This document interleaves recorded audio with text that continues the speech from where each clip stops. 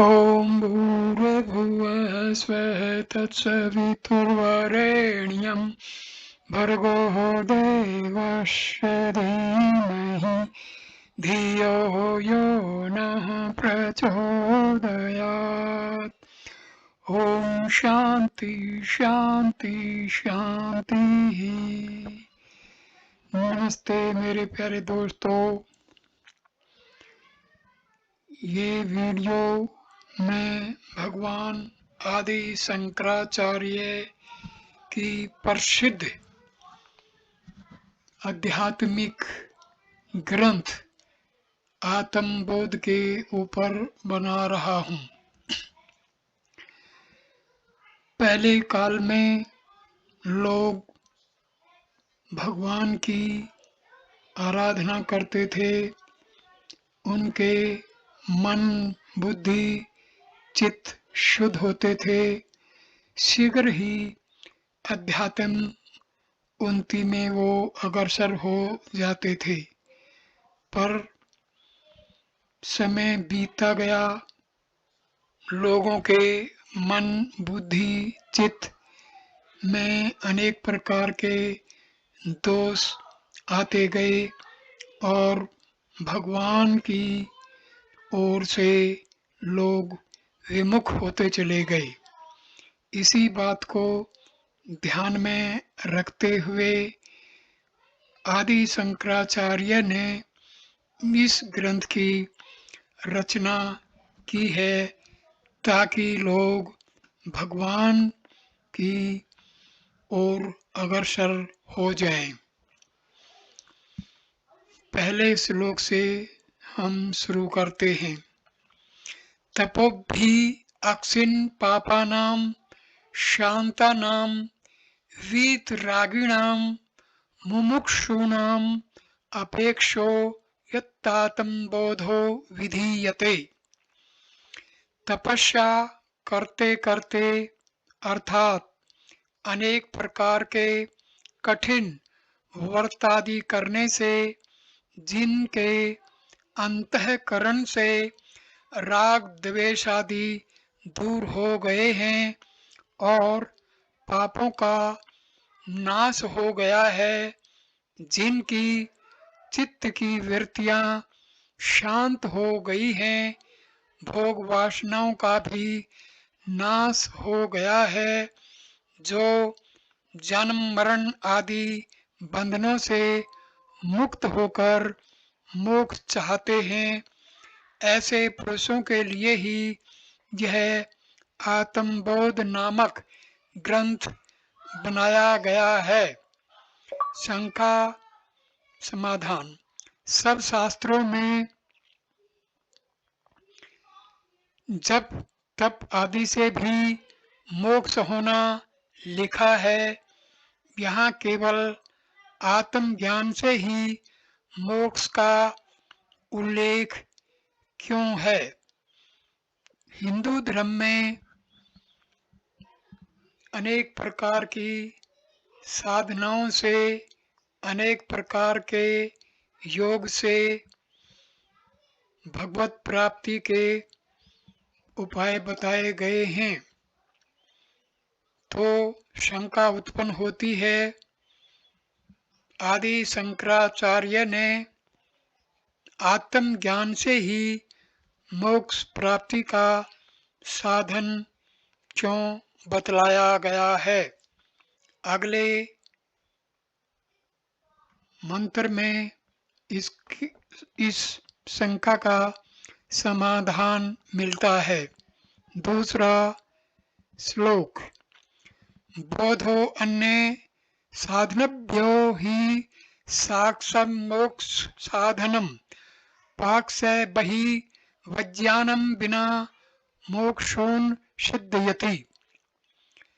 जो जप तप कर्म योगादि मोक्ष के साधन हैं, उसमें मोक्ष का मुख्य साधन रूप बोध अर्थात आत्म ज्ञान ही है।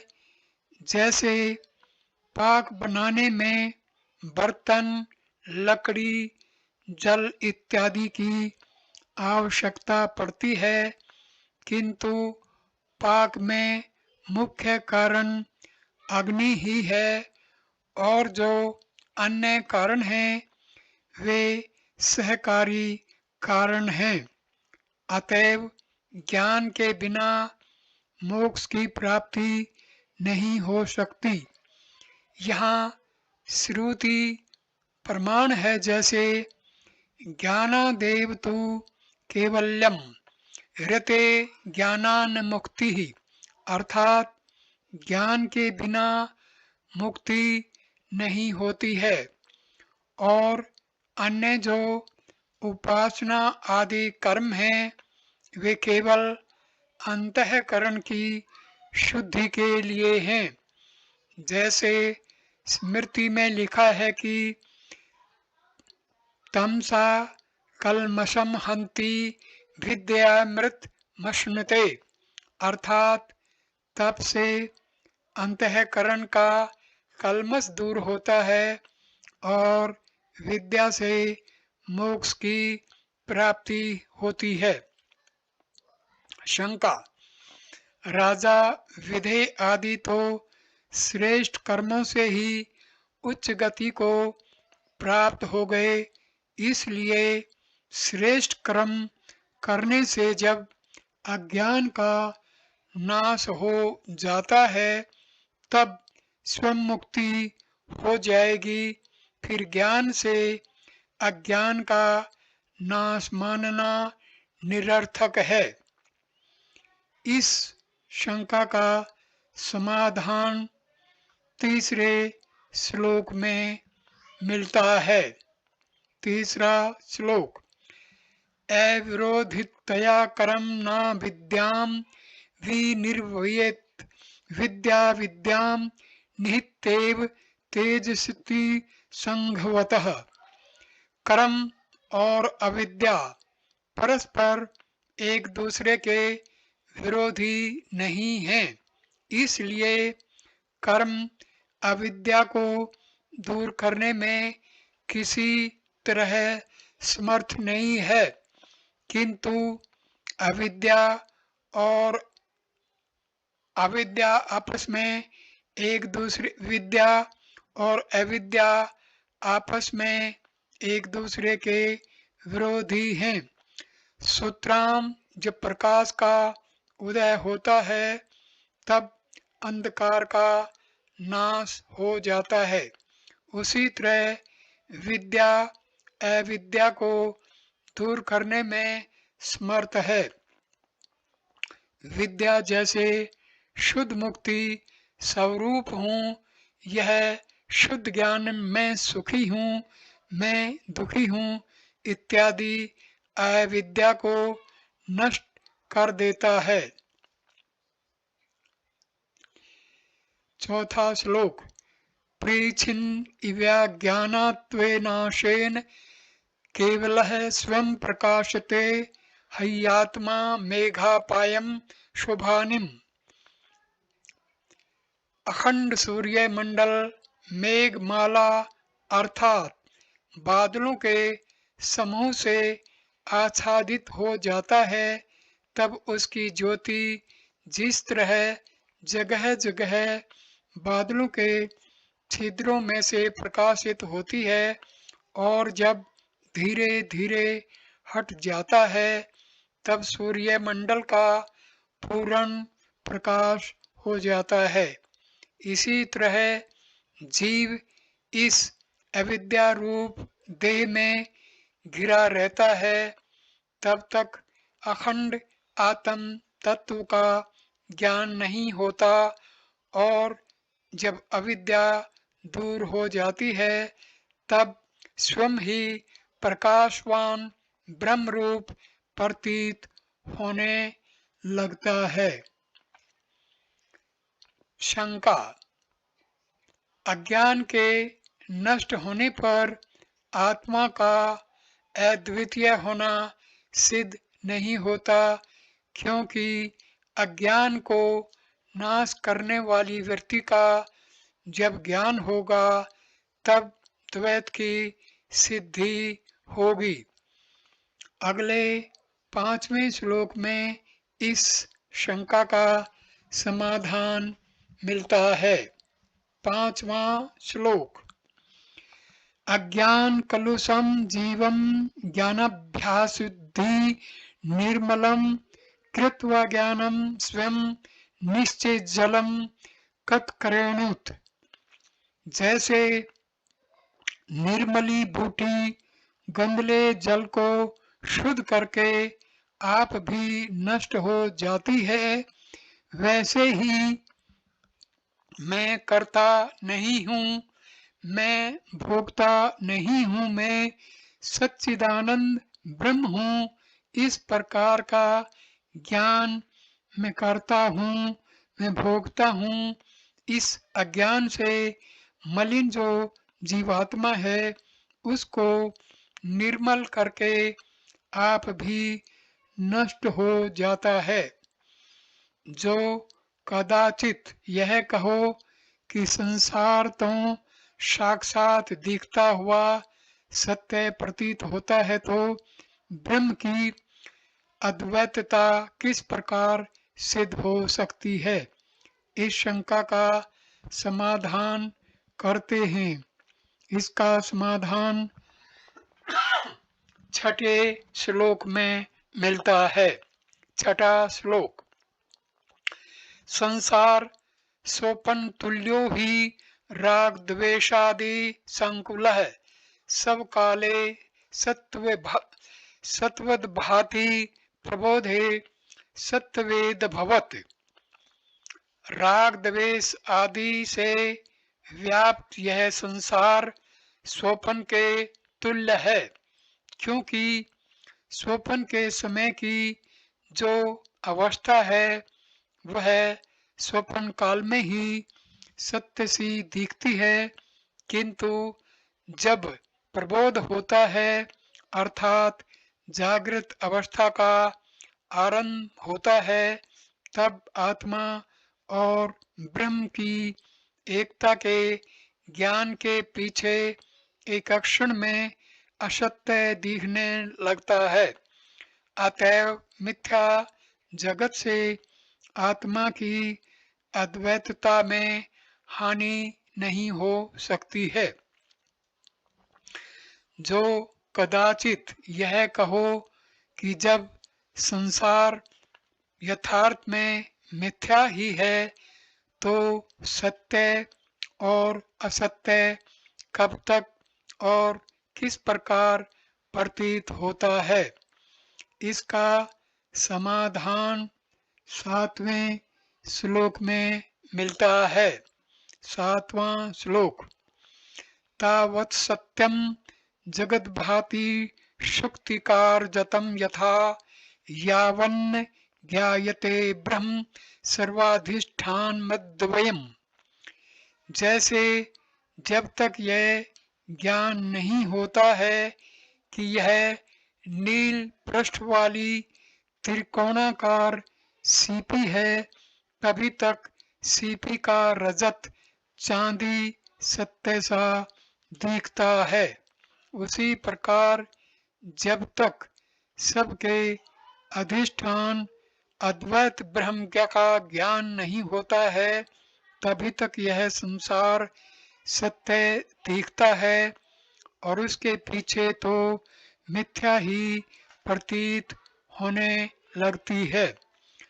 अब दृष्टांत से इस बात को दृढ़ करते हैं कि संपूर्ण जगत ब्रह्म में कल्पित है। 8वां श्लोक। सच्चिदात्त अन्य सयु नित्यो विष्णु परकल्पितः व्यक्तयो विविधा सर्वा हाट के कटकादिवात। सच्चिदानंद आत्मा अनसयुत अर्थात जैसे मणियों में सूत्र पुहा रहता है और मणि सूत्र में अनुगत है, इस प्रकार सब में नित्य और व्यापक है और जगत की अनेक प्रकार की व्यक्तियां अर्थात देव, मनुष्य, कीट आदि उसमें ऐसे कल्पित हैं जैसे सुवर्ण में कटक कुंडलादि, परंतु यथार्थ में सुवर्ण ही सत्य है। इसलिए नाम रूपात्मक मिथ्या है और आत्मा शुद्ध स्वरूप है। जो कहो कि प्रपंच तो मिथ्या है और जीव भेद सत्य है, इसलिए प्रपंच का अधिष्ठान रूप जो परमात्मा है उसे सत्य और अद्वितीय कैसे कहें, इस शंका का समाधान सुनो। 9वां श्लोक। यथा आकाशो हृषिकेशी नानापोधिगतो विभु तद्वे पदादि भिन्न पदोभाति तन्नाशे शक्ति केवलः।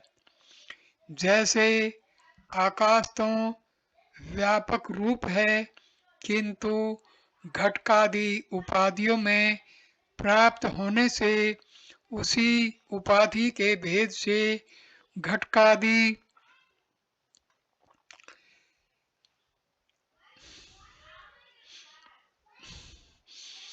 उपाधि भेद से घटकास इत्यादि प्रतीत होता है और घटादि पदार्थों के नष्ट होने पर केवल आकाश मात्र शेष रह जाता है। उसी प्रकार ऋषिकेश अर्थात संपूर्ण इंद्रियों का परमात्मा अनेक प्रकार की देह आदि उपाधियों में प्राप्त होने से भिन्न भिन्न प्रतीत होता है, किंतु उपाधियों के नष्ट होने पर केवल एक अद्वितीय असंग ब्रह्म ही रह जाता है। जो यह कहो कि आत्मा तो मैं ब्राह्मण हूँ, मैं सन्यासी हूँ इत्यादि जाति वर्ण आश्रम आदि अनेक प्रकार के धर्मों से युक्त प्रतीत होता है, फिर आत्मा को असंग कैसे ठहराते हो, इस शंका का समाधान सुनो। इस शंका का समाधान हमें 10वें श्लोक में मिलता है। 10वां श्लोक। नानापाधिवशादेव जाति नाम आश्रमादय आत्मन्य आरोपितस्योय रसवर्णादि भेदवत। ऊपर कही हुई अनेक प्रकार की उपाधियों के वश से जाति नाम आश्रम आदिक आत्मा में रख लिए गए हैं, यथार्थ में नहीं है। जैसे जल में कड़वा मीठा कसैला रस घोल देने से उस जल का स्वाद वैसा ही लगने लगता है और नील पीत आदि रंग घोल देने से नीला पीला दिखने लगता है। सो यह बात केवल दूसरी वस्तु के मिला देने से होती है, परंतु जल में कोई विकार नहीं है। इसका गुण तो यथार्थ में श्वेत और मिष्ट है। उसी प्रकार अनेक उपाधिगत होने से आत्मा में भी अनेक जाति नाम और आश्रय आदि आरोपित कर लिए गए हैं। वास्तव में जैसे जल निर्मल और शुद्ध है, वैसे ही आत्मा भी शुद्ध और निर्मल है। इस वीडियो को मैं यहीं पर विराम देता हूँ। इस ग्रंथ का दूसरा वीडियो 11वें श्लोक से शुरू करेंगे। नमस्ते।